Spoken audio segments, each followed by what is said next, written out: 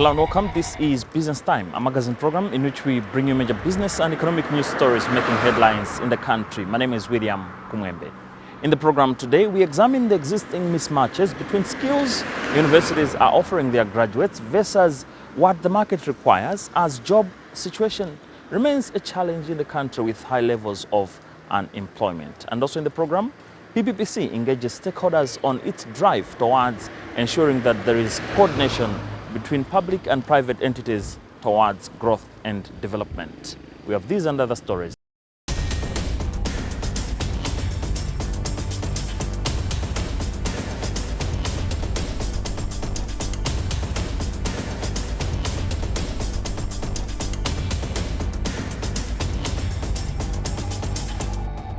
Hello and welcome. This is Business Time and my name is William Kumwembe. In our main story in the program today, unemployment remains one of the biggest challenges in Malawi, with a majority of the youth still being jobless despite some efforts towards creating the necessary jobs in the several industries and sectors of the economy. There have been some concerns regarding mismatches in as far as the skills that the youth are acquiring or securing from the various universities they go through versus what the job market demands. Now, the World Bank on Tuesday issued a recent Africa Press report where it is discussing the essence of creating correlation between the skills that the youths are acquiring from universities versus what the market would require. Our journalist, Taonga Sabola from Lilongwe, has been examining the situation in as far as unemployment levels is concerned and has since filed this report.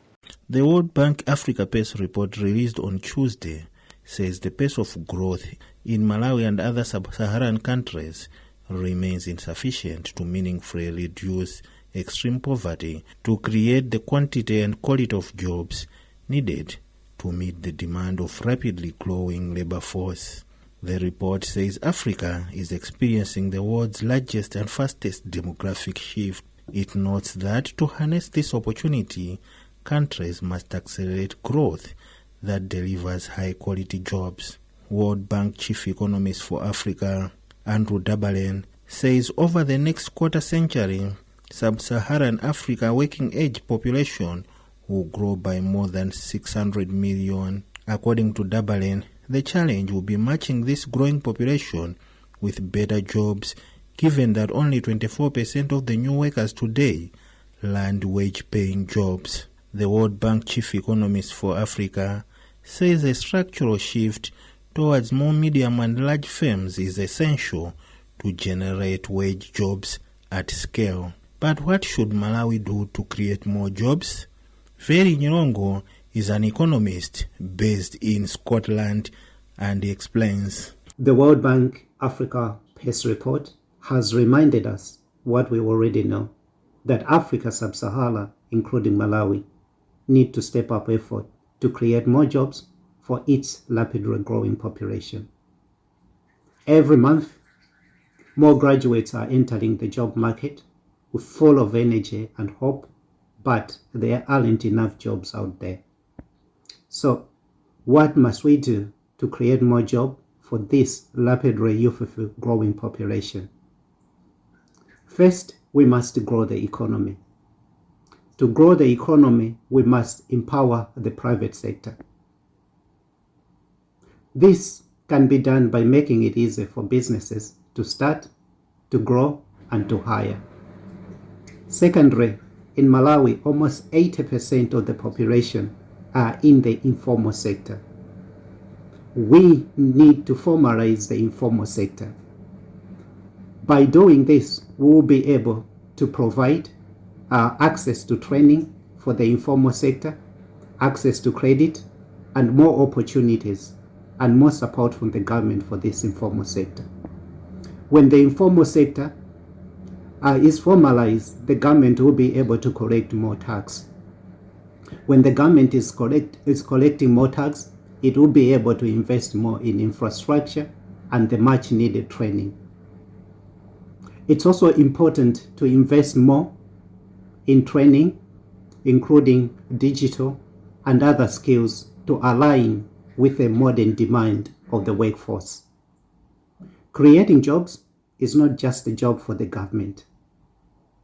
The private sector needs to take its role And it's not just about big companies, it's also about small businesses. Another economist, Marvin Banda, says there is a lot that needs to be done for Malawi to create more jobs. Whenever a nation is in a crisis, it also offers an opportunity for the nation to be able to solve the problems that it faces. And in this particular problem of job creation, which is something that also Malawi 2063 tries to solve, the country has to do a lot of things. Some things are systematic in terms of improving the foundational infrastructure that the country uses, because it's also an impediment that we see, because for there to be a job creation drive, usually historically we've seen that infrastructure development has been one of the ways in which economies have been able to leverage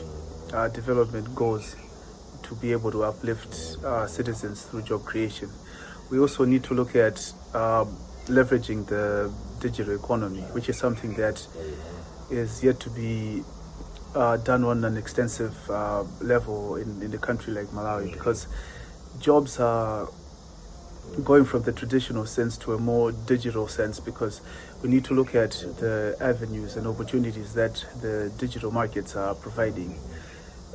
It's similar to the experiences that have occurred historically, where industrial changes have led to creation of new jobs. So a country like Malawi needs to leverage the development in artificial intelligence and the technological drive that's been experienced, not just in the global scale or the regional scale. And we also need to remember that for a nation like Malawi, which is a small open economy, the small medium enterprises play a big role. So allowing these types of institutions to have good access to credit also increases the capacity for job creation. Historically speaking, Malawi's private sector has usually suffered from having very little access to credit, sometimes even under 20%. And this stifles the private sector, which is what is meant to be the main driver of the economy and job creation. And so empowering the SMEs to access credit cheaply or equitably, and also creating a conducive environment for them, goes a long way to improve our capacity for job creation. We also need to leverage the industries that drive our economy. Traditionally, agriculture has been the main driver of our industry, so intensifying the mechanization in this sector is looked upon as something that might actually lose jobs, but no, it's something that will create jobs, because it's the type of mechanics that you're going to use as an economy that's also going to help you. And so we have to leverage this in the agriculture sector.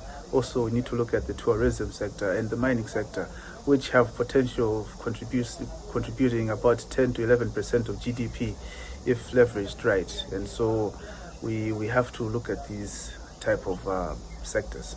The World Bank report outlines a set of policy priorities to help countries stimulate large-scale job creation.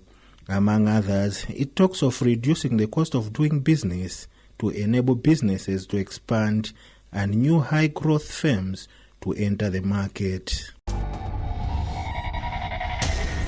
Now, the Public-Private Partnership Commission, PPPC, is a government entity whose mandate evolves around creating linkages between public sector entities and private sector players towards growth and development. On Tuesday, the entity engaged some of its stakeholders on some of its initiatives towards growth and development, vis-a-vis connecting the two sides of the economy to ensure that we meet the intended purpose of growing the local economy and thriving so many other sectors of the economy. Our journalist, Eric Nsikiti, attended the event from where he filed this report. According to Kabambe, the World Bank-funded project has seen over 530 public institutions, including schools and offices, being connected to reliable internet.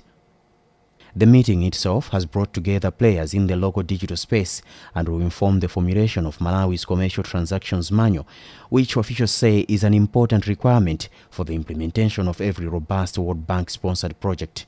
This is a successor project to a similar project which ended last year, Now we have started a new funding with a grant from World Bank, and the idea really is for us to coordinate implementation of this massive investment that will enhance and deepen the digital space in Malawi. The first phase of the project was to lay what I would call a foundation for increased digital penetration in Malawi. And through that, we financed and connected 530 public institution sites throughout Malawi. Kabambe also says in the long run, the project, which is currently in its second phase, has also assisted in automating the public procurement system. Kabambe says the project has therefore assisted in sealing loopholes in public procurement processes. We also, in the first phase, supported the Public Procurement and Disposal of Assets Authority by financing the automation of the public procurement system. The system is now up and running, which will help to improve public procurement. As you know, most of the issues around fraud and corruption center around public procurement. By automation, it means that you now have a system which can be able to track every transaction and therefore be able to curb or do audit trails whenever there are cases of fraud or corruption. So these are just a few examples of what has been achieved in the first phase. Earlier on, Secretary for E-Government Stephen Njweni said the consultation meeting will go a long way in ensuring the standardization of all government operations. Njweni says operationalization of the National Data Center will also benefit the private sector. 500 public institutions that we have reached out to connect for the government, and the recent one is the National Data Center in Lilongwe that is going to house all information systems of the government, and we may even scale up to host some from the public sector, private sector. About $74 million was invested in the first phase of the Digital Malawi project. $150 million more will be invested in the next two phases as the government scales up efforts to connect about 2,000 of its institutions out of the existing 11,000. During the consultation meeting, stakeholders also called on authorities to translate cyber-related laws into vernacular languages so that as many Malawians understand them. For quite some time, Malawi has been a victim of perennial hunger. This has seen the country facing an acute shortage of food, with about 4 million of its population each year being deprived of the opportunity to have something to eat. This is to a larger extent attributed to harsh weather conditions as well as low productivity in so many sectors of the economy, including the agriculture sector. Now, FuseNet points at a possible worsening of the situation unless some interventions are to be taken. Our journalist, Feston Malekezo, has been examining how the food situation is and projecting the future in as far as food availability is concerned. The analysis indicates that the 6 districts are facing food insecurity due to limited access to labor opportunities, reduced incomes, and high cost of living. The analysis adds that in many central and northern region areas, households are currently experiencing minimal food security outcomes as they still have their own produced food stocks from the 2025 harvest. Speaking in an interview after the inauguration ceremony on Saturday, President Peter Mutharika said there is already a comprehensive rescue plan whose implementation would begin this week. Mutharika said his first action in office will be to look at the food situation in the country, adding that the government has already found food in an undisclosed neighboring country to buy. Currently, speculation of maize prices has led to tumbling of prices of the grain in Mzuzu markets. Our maize business is struggling due to rapidly declining prices. We have purchased maize at 24,000 kwacha to 25,000 kwacha per 20-liter tin, but market conditions have forced us to sell at around 21,000 kwacha, resulting in significant losses.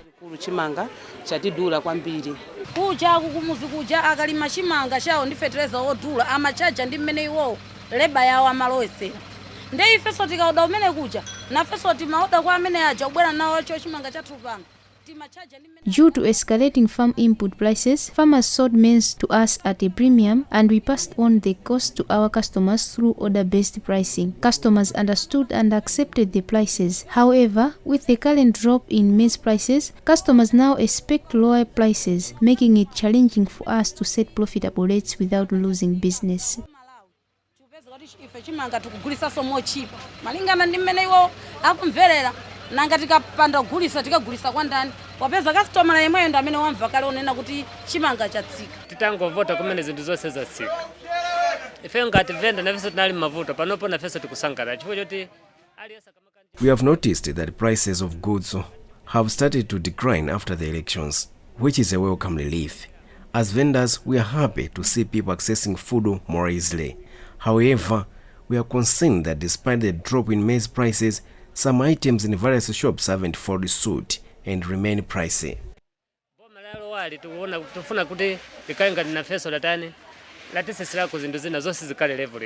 Earlier last month, grain trader Agriculture Development and Marketing Corporation Limited said it expected to import 2,000 metric tons of maize into Malawi, aimed at ensuring consistent maize availability in its markets.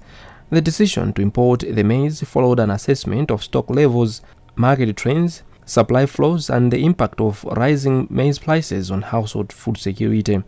Earlier, Department of Disaster Management Affairs DOTMA spokesperson Chibiro Kamula said they were awaiting the Malawi Vulnerability Assessment Committee report, which informs their response plan.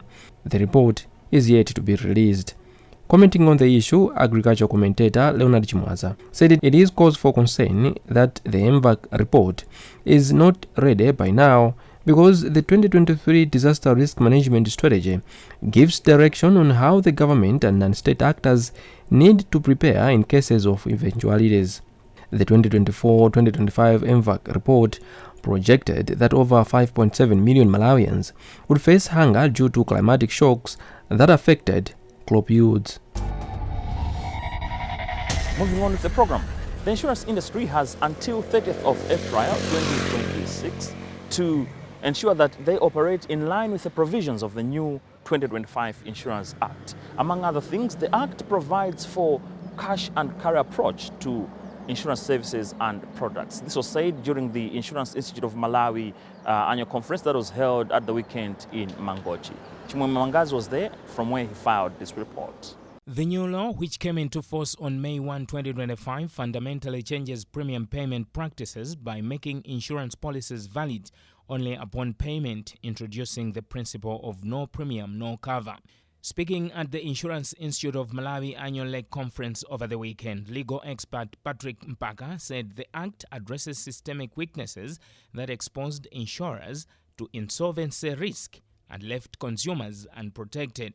For example, under the Old Insurance Act 2010, insurers were allowed to offer a credit period of up to 30 calendar days for premium payments. The 2025 Act eliminates this practice entirely, with Section 53 and 54 stipulating that providing insurance cover on credit is now an offense, with insurers caught in the practice liable to administrative penalties. However, Section 108 of the Act states that where an insurance entity contravenes the law, the contravention shall not invalidate an insurance policy issued by the insurer, suggesting that disputes may still arise depending on specific circumstances. Guest of honor at the conference, Ronald Mangani, called on the insurance industry to innovate and adapt to survive global disruptions. My key message today is that there are a lot of disruptions in the global economy. Disruptions arising from climate change, from technological change, from change in consumer patterns. And these disruptions are causing new risks or stepping up or heightening the levels of risks that we previously knew. But I've also said that these disruptions and risks must be seen as opportunities as opposed to challenges for the insurance industry, because the insurance industry would not survive if there is certainty. And the insurance industry is there to manage these very uncertainties, these very risks arising from the disruptions. In order for the industry to survive and make money, to profit from these opportunities, it must innovate, it must adapt, and it must thrive.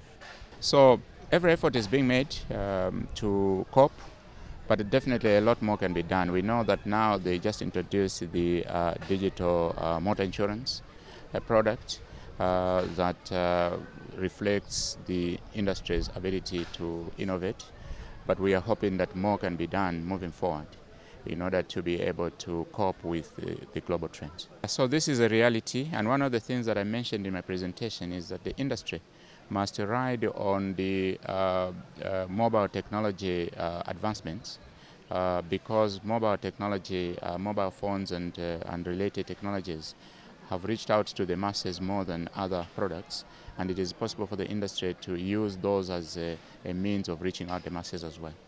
Ruben Kawere Kamanga is Insurance Institute of Malawi's president. Well, penetration is still low. It's still 3% of the population. It depends because of most of the problem that insurance is sold in urban areas only. We haven't gone to the rural, and the products, we haven't come up with the products that the rural can take from us. So those are the areas that we are advocating, that at least at the rural also we can have some inclusion. We are talking to various stakeholders. For us to go to the rural, we need to find out what are we going to do at the rural. It's not about just going there with an insurance products. So what has been lacking in our industry is that we don't have farmers in the rural as a cooperative society where we can group them together and come with the products that we can sell outside the country. So insurance can come in and the other stakeholders can come in. So we are appealing to government to come to agriculture to put at the cost center so that at least when people they do agriculture, we're able to include insurance as well. We are doing it quite very well in terms of awareness. We are partnering with our regulator Reserve Bank, or we call Insurance Awareness Week. Most every quarter we have that activity, and we have a lot of apps that we have developed so that most people now on digital platform. So insurance you can buy as of now, you can buy at any platform that you want to have. So that one we have moved forward, but only the numbers are not many. But in terms of digital, we have gone digital at that moment. The conference was held under the theme Innovate, Adapt, Thrive, Survival of Insurance in the Age of Global Disruptions, and brought together industry captains, officials from the Reserve Bank of Malawi, and international delegates. Now, in other business news, Finca Malawi has reaffirmed its commitment towards contributing to the national financial inclusion agenda. Among other things, the firm says it is positioned to provide digital services that are more enabling for its clients and also existing and potential customers. This was said at the end of one of its promotion in Blantyre on Tuesday.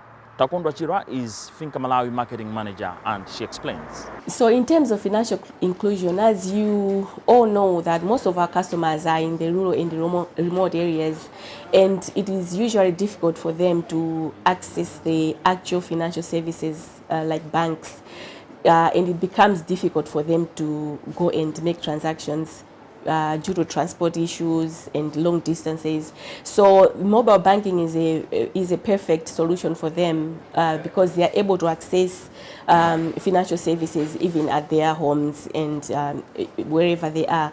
So we feel that it has also impacted, especially in promoting financial inclusion, because our customers, from wherever they are, they're able to access financial services. Yeah, so for us, to our customers, we're just encouraging our customers to continue making transactions using the mobile banking app. The platform is secure, it's safe. It operates the same way as going to the bank. We know that in most of the places in rural areas, most of the customers are still not sure whether they can use the platforms, but would like to encourage them to, to embrace using digital platforms, because this is the best way of transacting. It has so many advantages. Moving around with money is risky. So we encourage our customers to keep on using the mobile platforms. But also, we see that in using the mobile platforms, we are also encouraging our customers to be able to benefit in many ways. They can do businesses using the mobile devices. So we are encouraging our customers to embrace fully the use of digital platforms for all their transactions. In addition to this, we also would like our customers to make use of the Finca products that we have. We have so many products. We have loan products which are customized to all your needs. We have education loans, we have clean energy loans, we have loans for that would enable people that are in farming to buy farm inputs. Whether you're in transportation businesses, we have loans that you can, buy more Sientas, more Makabaza. So we have all types of loans that we are encouraging both existing and potential customers to come and take advantage of this opportunity that we have for them. Well, on that note, we've also come to the end of today's edition of the program Business Time, a magazine program in which we bring you major business and economic news stories making headlines in the country. On behalf of the entire production team, my name is William Kumwembe. Thank you for watching, but always remember, if it doesn't make money, then it doesn't make sense. Stay safe and goodbye for now.